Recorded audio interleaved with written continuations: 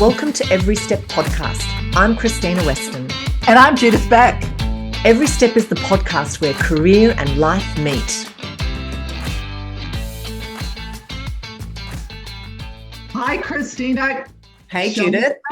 Show me the money. Yes, show me the money, honey. That time of year.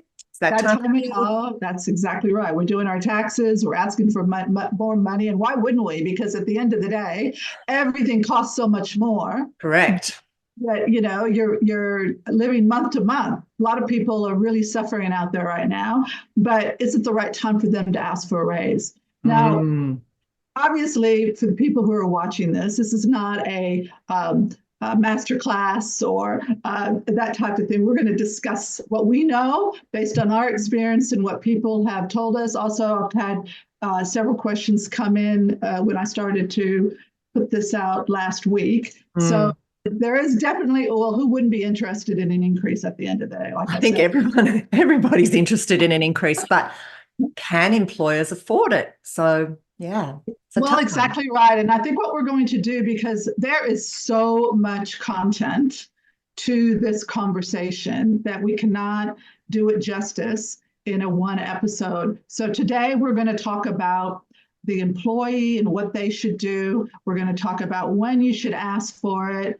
And we're also going to look at it from the employer's point of view and manager's point of view when people are asking them. And then we're also going to talk about with asking for an increase when your role never changes. So we're going to cover four sort of different ways of looking at it, and hopefully people will get good value out of it. And I really would like you to send us your questions or your responses so that we know. I mean, I know all of you who have gotten my book, No Sex at Work, Chapter 9 covers it. But there's a lot to cover. So that's why we're going to do it in 2 episodes. And the next episode will cover bonuses, contracts, when you get offered a new job, when you get offered a counter offer. And we're going to bring some of our pop-in guests in who are executives, and for them to talk to us about what they've experienced.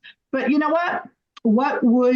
What should you do prior? If you're the employee, what should you do prior before asking for the increase? And what would you think, Krystyna, is one of the most important things that you should consider before you ask your employer for a raise? Think back. Oh yeah, there's a few things.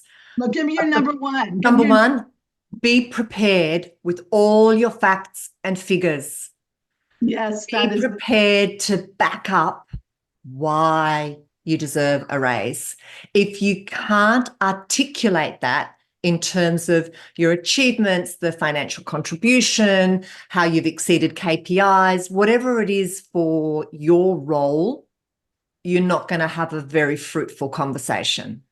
Absolutely. And you need to research the market. You need to know before you're going in there what your market value is. Now, my first thing on my list, because all these other things would be, is the timing right? Oh, yes. That was my second point, actually. And it's really good that you raised that, because I had a conversation with a lady that often rings me for a bit of ad hoc sort of mentoring. And she was really upset. She really wanted this pay rise. And she walked into the boss and was ready to have this conversation because it had been promised to have that conversation for a few weeks. And the timing was all wrong. Her boss had just come out of a meeting where he'd been thrashed by the board and the business wasn't doing well. And she wanted to have a conversation about her pay rise, and she got shut down. And she was mortified, absolutely mortified. So timing is everything. Timing is everything. And, we'll go over some of the timing issues that you shouldn't do and what you should do from that point of view. But yes, timing is everything. And look, as a rule of thumb, if I look back to the days one where I was in a position to ask for an increase, but also in the position of people asking, and also over the years hundreds of executives, whenever they wanted to go for an increase, if I had placed them in a role, they'd always call me up and go, Yeah. I'm going to ask for more. And I would always say, it's your review. When's your review? Well, it's coming up. Well, that's okay, because that's what that timing is supposed to mean. And start sowing seeds. Start sowing seeds. Start sowing the seeds. The well, also keeping your data, making sure that you have the data as far as what is your market value. So if you're being underpaid, then you want to know that. You want to know what the market is paying, and that's where you should be hooked up with an executive search consultant or recruiter in your network that you're speaking to on a regular basis, because they're the perfect people that will give you the market value. Not going on the internet and Googling salary surveys, because let me tell you, I've seen so many salary surveys that are so way off the reality. And remember, and the titles in different industries mean completely different things and mean completely different levels of seniority. So you really have to, it's a really good point, Judith, you really have to understand what the comparative salaries are or total remuneration package is for people in your area with your exact type of job in your industry, because industries vary and job titles vary massively. Like CEO in one industry could be, way different compared to another, and size of organization. There'd be massive differences in what you get paid. Huge difference. When I used to look at those salary surveys online, I'd laugh, because they'd go business development manager, for example. They'd have business development managers, $90,000. And in financial services, a business development manager could be anywhere from 130 to 250,000. So if you were a BDM looking at that salary survey, where did you get this information, people? Because that is not the reality of what it is, in addition to the fact of the bonuses, which we'll talk about next episode. But the thing is understanding, you say to the recruiter, well, first of all, the recruiters that you do hook up with, they need to be experts in your industry, and they need to be people who have been in that role themselves for many, many years, and they have a really good understanding of the market and the network, because that means they've placed those positions. They've spoken to the managers, they've spoken to the people, they know the reality, and they're going to be able to say, you're underpaid, or and I used to have people coming, because we actually did do a survey for financial services years ago, and companies used to say, my team, I'm so annoyed with that salary survey, because my team keep coming up to me and saying that we're being underpaid. And I said, are the numbers right? Yes, those are the numbers, right? And I said, well, you are underpaying them. Hello. And I'd say, your team, particularly this one company, I said, your team, you need to say to them, either one, tell them to call me and I'll have a chat with them, because yes, your salary levels are at the beginning of the range. However, your bonuses are higher than everybody else. Not only are they higher, you're actually paying them. So, you can have a bonus structure and never get a bonus. So, there are different things from that. You've got to look at total REM. You've got to look at total remuneration. And I know some organizations, especially in the startup environment or the newer businesses, will actually load it on the bonuses. And if you want a high salary, I know some people in large organizations that negotiated because they just wanted the comfort, the knowing that the regular money was going to come in, they negotiated a higher base salary and a much level participation in bonus. So it varies organization to organization. It really does. That is a really good point, Krystyna, because knowing your total package, a lot of people will go in, like one of the questions that someone had sent in was saying that somebody wanted a substantial increase from 65 to 95K. And within that first 10 months, and this person was going, what is it with the young ones? They want that increase right away. But the reality is 65 or 95 might not be the total package, because the company, that particular company, for instance, might also be giving you a car spot. They might be Correct. giving an extra day off a month, or you might get an extra week. What is your total package? Maybe they're paying more in superannuation. Maybe they're paying your private health. Maybe they're doing a whole bunch of things that you're not including in your base salary, which you should be including, including, so that you have a proper apples for apples comparison between the market, and go in there understanding that. Because let's say, for instance, you go in, and you come in and see me, and you say, "Oh, Judith, I want an increase. I'm on 65,000, and the market is 95,000." And you don't have any more information than that. And I say to you, yeah, but hold on a second. We're paying also 17% super. We're also paying you private health. You have a car park that's worth X. Yeah. We're subsidizing you for your gym membership. We're also paying for your MBA. We're paying, that's cost $12,000 a year. All those things, you're going to look silly if you're not prepared in front of your boss. You've got to be prepared. You've got to be prepared. So we've covered timing. Yep, timing is critical, and timing, it's about reading the mood of the room and knowing where things are at with the person you're having the conversation with. Don't catch them at a time when you know they've got to rush off to pick up the kids if they've got young families, or, be really strategic about the time of day that you have the meeting, and make sure they've got time to be with you and be present for you and not be rushing off somewhere else. And if they've come in late for a meeting, put it off. If you're not going to have the time, because if you're going to be, they've come in late for a meeting, you've allocated half an hour to have this call, and they're late, so you've only got 15 minutes left for the meeting, reschedule it. Make sure you give yourself the time to have a proper conversation, not one that's rushed, because you won't get the outcome you need. Absolutely. So be strategic about it. This is a sales meeting. You're selling you. And to that point, this is not the time to hang back. I'm speaking to a lot of the ladies. Don't want to be genderist here, but there are a lot of people are really nervous about blowing their own trumpet. This is the time to blow your trumpet. This is the time to be speaking up about how damn good you are. Absolutely. I mean, the reality is that my personal view is the reason why there's an inequality in salaries in a lot of situations has more to do with the ask.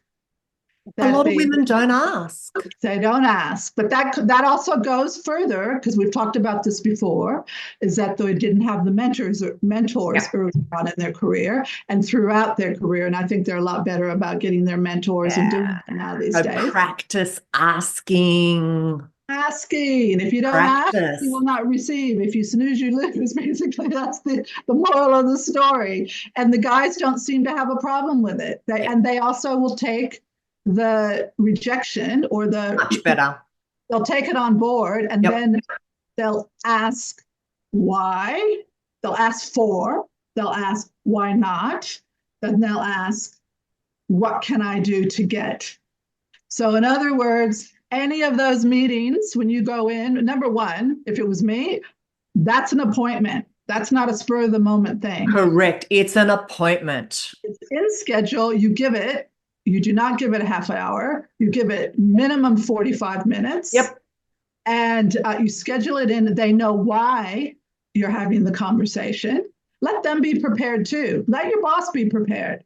That's okay. It's all part of the negotiation. It's better for your boss to be prepared, you to be prepared, and you're going in there and you're going to make that decision, hopefully then and there, rather than your boss saying, I'll take on board what you just said. Now I just need to go sort out a few things and change. Yeah, I need to take it up the line. Yeah, take it up the line. At the end of the day, you want that 45 minutes to mean something. So you really need to prepare a strong case. And that includes preparing, we've talked about this before as well, your achievements. If you haven't got achievements, what are you in there? What are you doing? If you don't have achievements, if you can't articulate your achievements, you're going to get zip. Your negotiation's going to go downhill fast. And it's not just about doing your job. It's about doing so much more than your job. Because if you're just doing your job, forget about a pay rise. It's not going to happen. You know what? When you're preparing everything and you're getting ready to go into that meeting, you practice your pitch, obviously, but be you. Be you. Turn it around and go, why would I give myself an increase? Answer that question frankly. What have I done to add value to this role? Where have I shown initiative? Where have I gone above and beyond? Where have I put in way more hours than my colleagues? And that's not way more hours because you're inefficient. It's way more hours and way more outcome. So look at your outcomes. Exactly. And if you are looking at your achievements, have the numbers. Have the productivity, the percentages. It could be dollars, it could be percentages, it could be what clients are saying about you, it could be about what your colleagues are saying about you, it could be how you're helping new employees or other people within the organization, something, but not just because you've been there 8 months. Yeah, that's not going to cut it. That's not going to cut it. And frankly, in my view, you shouldn't be asking for an increase until your review the first year. Spend that time to really hone in on what it is that you're doing, how you're going to fine-tune everything, building your skills, getting your achievements under your belt, so that when you go in that for your review, your first year review, when they look at giving the increases, then you've got a solid strategy and a solid reasoning. If you go in there, and you and I, Krystyna, we've talked about this before, we've had staff do that to us. Oh, yeah. That have come to us before their probation was even up, thinking that they're going to get an increase. And that's not how it works. No. And I could say the only exception to that would be is if a person had been there 8 months and then they were given a higher level role.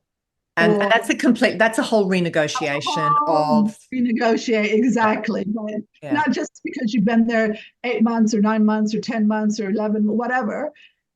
And you think, oh, I've nailed this role now, I want an increase. And I've heard that other people are getting more and I'm not. Well, you use that at your performance appraisal. That's when you do it, because I think it kind of leaves a sour note in people's minds when you do, your boss's minds, when you do that before the time. Yeah, unless you're kind of starting to sow seeds in a gentle way. But I think what we're talking about now is that arrogant expectation. We're not talking about the gentle sowing seeds of, hey, I'm going to come knocking on your door and just letting you know, be ready. It's quite different. What you've just been talking about then is quite different from that kind of sowing seeds conversation. So exactly. And make sure that when you go into that meeting that you're being professional and you're being positive, that you're maintaining a respectful tone. You're not going in there like, give me this or else I'm walking. You're going in. You're going in there because you're confident. You're confident in that you should get an increase, and you have the reasons why, and that you're here for the right reasons. Yeah. That, you're a company person, you love the company, you love what you're doing, you can see yourself there for the long term, you want to grow with the organization, you really want to go in there with a positive note. And very true. Anticipating the objections that they may have. If you're prepared, you'll be able to anticipate those objections. Because some of the biggest objections coming out now will be, well, the organisation's not doing so well. We're not generating the revenue that we were. There's not as much profit, so we don't have the ability to do across the board increases. But I've been in businesses where that's been the scenario, there are still people that got increases. There are still people that got a better bonus. It may not be, they may not have got an increase, but they may have got a better bonus than others. And that's all part of that total REM conversation. So yeah, it's all about being prepared, as we've been talking about. And anticipate. And, I know we're going to talk about it from the employer point of view, but this is relevant from anticipating objections. Employers, if they're coming up with objections, a lot of them, they may not see the value you're providing. That's the reality. Like, look in the mirror. You need to be prepared for that. They may not, if they're saying, "Oh, it's not in this, it's not in that, and I can't do this," they may think that your achievements are somebody else's. They may be unaware of what you've done. And if you don't go in there prepared with what you've done, I can tell you over the years, I've seen resumes that have had exactly the same achievements. Yeah. Numerous people in the same organization. People riding on coattails. Yeah. Absolutely. So if you don't tell them what you've done, they may think somebody else is doing it and have the wrong impression. So you have to blow your own horn, and you have to be ready for those objections, and don't waste that meeting. If they say financially the company cannot do it right now. I know you're performing, Mary. You're the highest performer in the group, but unfortunately, the other 6 aren't because of this, that, and the other thing, and the company is way below under profit. I'm not even going to get an increase. How many times people have heard that from their boss? Yeah. I'm not even going to get an increase. So I'm not going to be able to give you an increase or anybody else this year. Okay, let's say we accept that. But what can you do? What can you get instead from your employer that will give you a little bit of hope and a little bit, you might say, okay, well, all right, I get that. I understand that. I appreciate that. The economy's not good. Inflation's high, this, that, and the other thing. But I would be prepared to take 2 extra weeks holiday. Not at the same time. So money's not your only currency, right? Money is not your only currency. So that's holidays, days off in lieu, more days working from home, more flexibility. Money is not your only currency. Exactly. So that's your backup plan. That's your plan B. And that's where you need to have set in your mind, what is it that I will take other than money? So if they say, still, we couldn't possibly give you 2 weeks holiday. Okay, what else? What else? Have that list. What else? Even if it's something. A day off a month, whatever. A day off a month, even if it's something that you get them to say, well, my next move is XYZ position. So therefore, can we agree that then I'll get training in this new role? Or I'll get training toward this or something. Do not go empty-handed. If you go empty-handed, you haven't done the negotiation right. Yeah. Or 2, they don't value you. I think you've also raised a really good point. It's those review opportunities are also a time to talk about your next steps. And some organizations are really, really good at doing that, and they've got a whole process and a protocol around it, but not every organization does. So your career is in your hands. Don't expect somebody else to be managing your career. You are the master, mistress, head of, in charge, CEO of your own career. Absolutely. So initiate those conversations. What do my next steps look like? Where are my skills missing? What do I need to do to be in line for whatever that next role is, or moving to a different department, or getting different experiences? Ask to be put on projects that are going to be new and that are going to push you.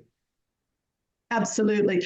And if you're in a sales role, and I think, Krystyna, we'll talk about salespeople and bonuses more in episode 2. But for example, if you're in a revenue generating type of a role, then you say that you want to leave there with another meeting.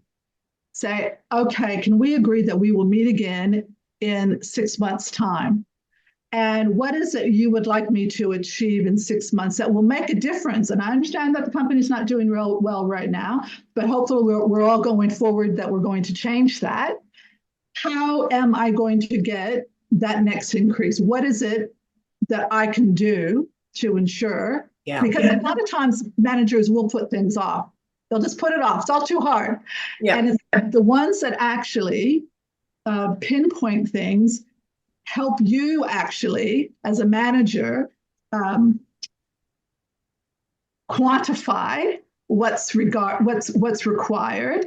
That really is helpful, actually. It is really, especially if you don't have clearly defined KPIs. And I think this is where I've had conversations with a number of people where they have really clear KPIs. The conversation is very clear cut.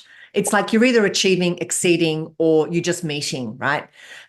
You know what the metrics are. But a lot of organizations, a lot of roles, the managers haven't put in place very clearly defined KPIs. And that's, to your point, Judith, you need to actually define what is it that I have to do to actually have a better outcome. What do I need to achieve? What do I need to accomplish? So that's basically a negotiation of what your key performance indicators are. Absolutely. So I think that, at the end of the day, timing's right. What are your achievements? Is it time for your performance review? Have you got your market research ready? And what skills and what skills and capabilities do you have going forward? Where's your next step? Do you have a clear idea of what your next step is? And do you have a clear idea of how to get there? And don't put barriers in front of yourself that aren't there. Because often people will go, and this is what we're talking about, women not asking as much as men do. Men don't put the barriers in front of them. They go, of course I'm worth more. Hello? Of course I am. Of course I am, and I'm going to ask double what I should be paid. That's right. And ask more than what you should be paid. That's another thing. Because you may think that the market value is XYZ, and you may go in there going, oh, I'm only going to ask 100,000. Well, go in there and ask 120,000. Barley bargaining. I was going to say, this is barley bargaining, right? You always start higher knowing you'll be negotiated down. Absolutely. I mean, God, it really isn't. It isn't that hard, you guys. It really isn't. You might stuff it up the first time you do it. So what? You're going to get better and better at it. Practice with your friends. I was going to say role play. Because I remember when I was, negotiating increases, I was so nervous. Oh my goodness, the butterflies, the nerves. I was so afraid, so scared to actually have the conversations. Practice them. Get used to it. Just make it like normal. Make it like having a normal conversation. Make it like a normal conversation. You are, and I've said this so many times to candidates and people when they're going for a role, go in there not as the candidate, go in there as a business person who's having a conversation with another business person, and you've got something you're selling and they want to buy something. And how are we going to make this work? How's it going to be a win-win? If you go in there and think of it from that point of view, you know what always kills me, especially in financial services? 90%, I believe, of the people that are in those roles and that I came across anyway during recruitment were tertiary qualified people, smart people. Now, why is it that smart people can't ask for what? Why is it that they don't have that confidence to go in there and they've worked in school, they've done all their assignments and this, that, and the other thing, then they've gotten there. I get it when they're just first, maybe a graduate level, you're just learning. But I would see people like this in their 30s and their 40s, and they'd be scared to death to ask for more than what they thought they were worth. And often they were worth a lot more than what they thought they were worth. So, have a recruiter, have a search consultant in your network, not just one, a few of them that are in your industry, meet with them once a quarter, just for coffee, have a chat about the industry, have somebody who you can bounce something off and do a little role play before you go in. And that's at every level. And if you think that general managers and state managers aren't as wobbly when it comes to these kind of things, think again. Everyone's got the same issue. It doesn't matter what level of seniority you are. We all have the nerves and the worries and the insecurities. Exactly.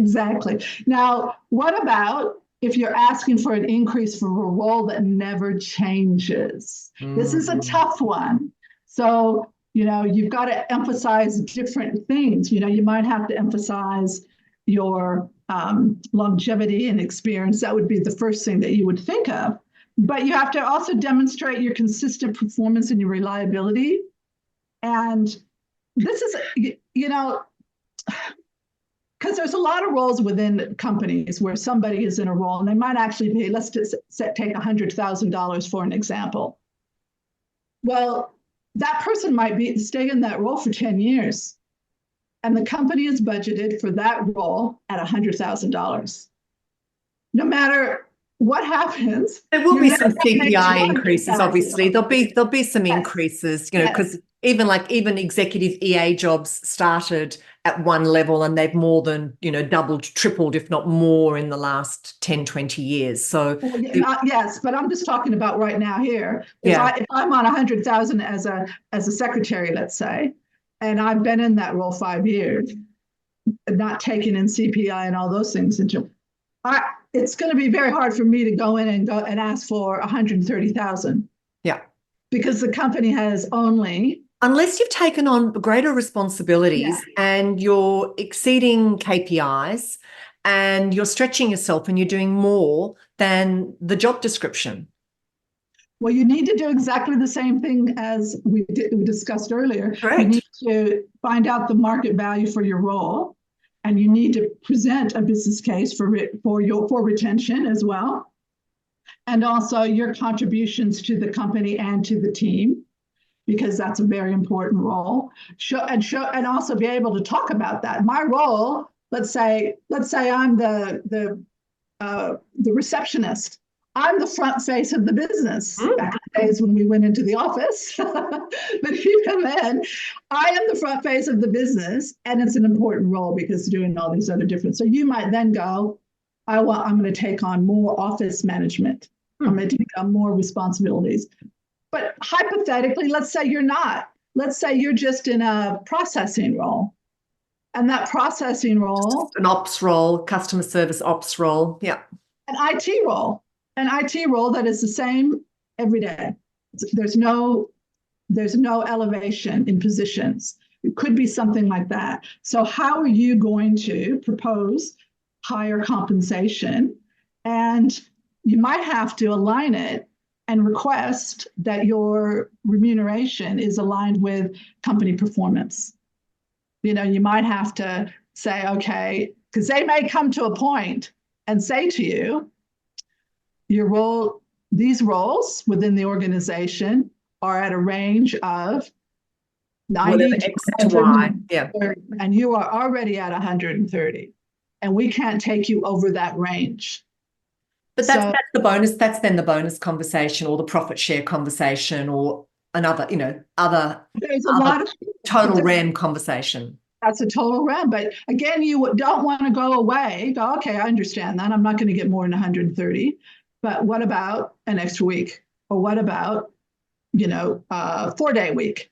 4-day week instead of a 5-day week, something. Have that plan be ready to go and know what it is. And you may have to think, if I'm not going anywhere in this role, I've been here for 5 years or 6 years, and my salary level is not going to go over 130. Well, then that probably is a good conversation to have with those recruiters to find out what is the market. Is the market paying more? That's right. Do I need to go to advance? And often people do, unfortunately, when companies lag in terms of the way they pay their people in those sorts of roles, they're prime target to be picked off. Absolutely.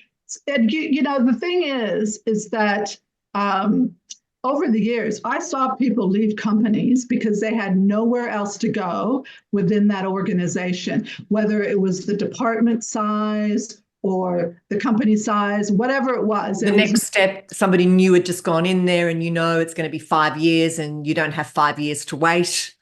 But often they'd leave, let's say a BDM can't be the state manager because they've got a team of BDMs. There's a state manager already who's only new to the role, and they're looking at it go, there's no chance.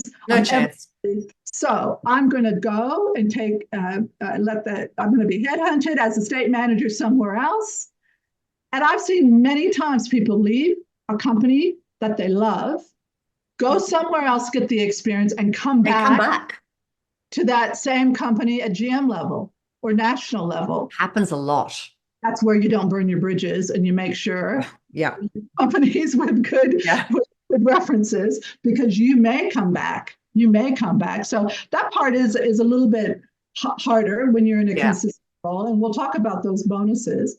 But what about if you are the employer and you've got somebody who wants an increase and they're coming to you before their review, or maybe it's at review time? What are some of the things do you think that you would first pop into your head as a manager that you should be looking at? Well, I'd be flipping the conversation right back to where we started. It's, well, tell me what you've achieved. Yes. And if they're not prepared, I think unfortunately too many people think they deserve an increase or a big bonus when they've simply just done their job. Yes, they have a higher... And they haven't shown any initiative. They haven't created new opportunities. They haven't expanded themselves, where they've just met the bare minimum. There's no way they're getting an increase. I had to counsel somebody one time for a client, actually, where the person was the highest performer on their team. And he was like shooting the lights out of all the targets and everything else.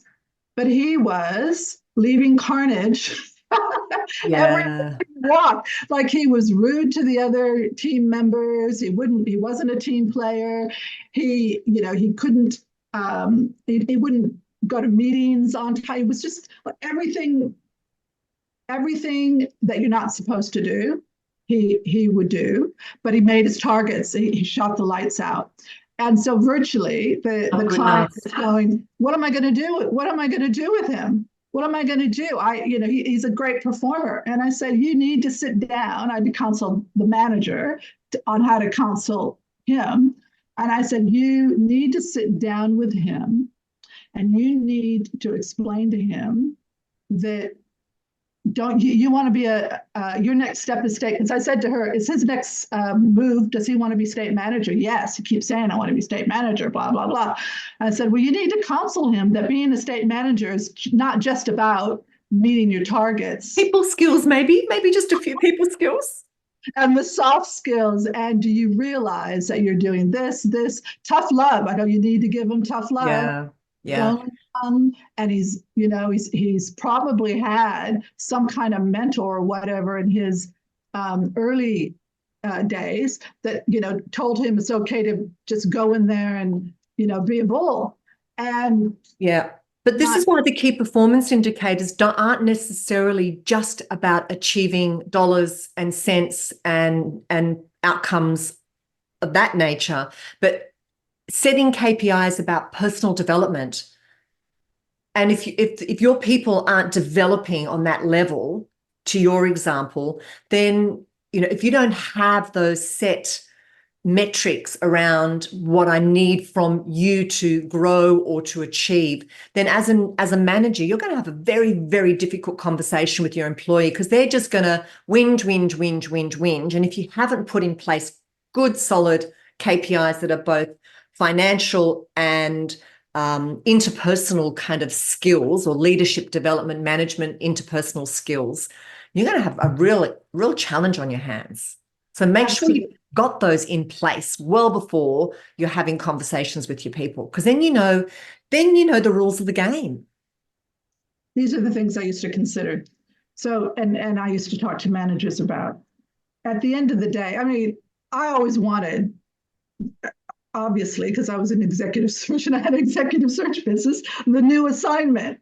Of But course. part of my role as a consultant as well to the client was for them to do the right thing, because I didn't want companies to have high turnover rates, because if they were my clients and they had high turnover rates, then it was going to be harder for me to get people in there. What I wanted them to have was growth and new positions because of growth and profit. And I would say to them, because they'd come and they'd go, oh, so-and-so's asked for an increase, $30,000 or whatever. And it would be a valued employee. Are you happy with the employee? Yes, I love the employee. Are they meeting their targets? Yes, they're meeting their targets. Would you be very upset if they leave? I'd be very upset, but I don't know if I can. How much is it going to cost you to replace them? So I go, what's going to cost? If I have to go in and go and do a search, there's 50 grand right there. And then it's going to take anywhere from 3 to 6 months to be able to get someone in that role. Then you're going to have downtime. And then they've got to get up to speed with the organization and the products and the business, whatever it is, the services. And then they're going to take your IP to the new company that's going to love having them, and they're going to give them an instant increase. So you need to think this through as managers of what is the downside. I think companies make big mistakes when they don't think all that through, and it becomes emotive for them, thinking, how dare them ask. If somebody's a good employee, I would bend over backwards.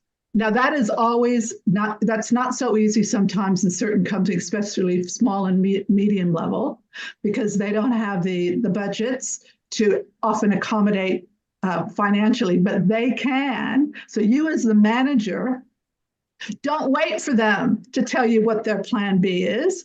You tell them what you can do for them. And you say, Mary, I can't give you that extra 20. Unfortunately, the profits, we end of financial year, we didn't make the profits. We're not going to be able to get increases approved. But let me tell you what I can do for you. And if you don't want to lose Mary, if you want to lose Mary, just say, sorry, Mary, can't No can do. But if you don't want to lose Mary, then you need to come in with something that Mary's going to be happy with, even more so maybe than the side. And it could be something that is a win-win for both. So you need to actually look at what it is that you can do for Mary as a company that will keep that valued employee, because it will cost you a lot more. You need to benchmark as an employer against market rates as well. Absolutely. And you too should be talking to recruiters every 3 months and finding out what's going on in the market. Keep your finger to the Spot on.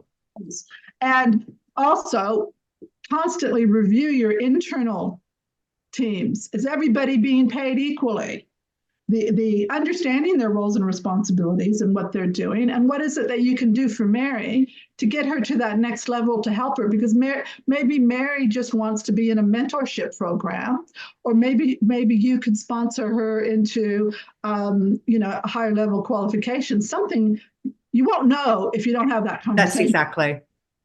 And so consider their progression and development, and also start looking at how, if you can't give Mary that increase now, when can you give her that increase, and what targets can you make sure that you give Mary, that she knows that if she achieves this, she'll get this.